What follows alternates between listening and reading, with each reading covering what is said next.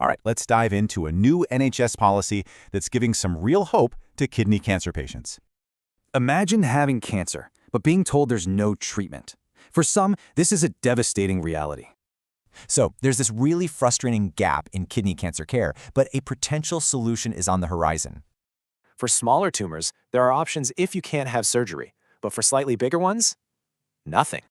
And that leaves a pretty terrifying gap. If you're too sick for surgery, you're just forced to wait. But now, a new policy is proposing a solution. It's a technology called SABR. Now, this isn't your standard radiotherapy. Think of SABR as a high-precision tool built to just attack the tumor. So what makes it different? It's super targeted, more powerful, way faster, and safer for healthy tissue.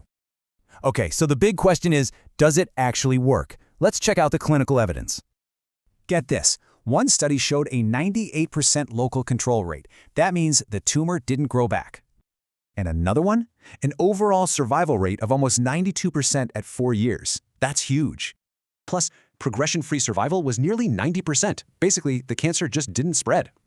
But, and this is important, we have to be upfront about the evidence. It's strong, but has one limitation. You see, these studies didn't have a control group, patients who didn't get SABR for comparison.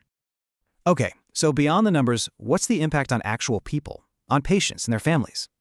When this cancer goes untreated, it really affects a person's entire life, from mobility to mental health.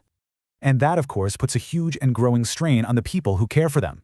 But this goes even wider. This policy could be a big deal for reducing health inequalities. See, kidney cancer hits certain groups harder: older people, men, and folks in deprived areas. And since they're often the ones unfit for surgery, SABR directly helps these vulnerable groups. So this tech is closing a huge treatment gap, which makes you wonder, what other gaps could it close?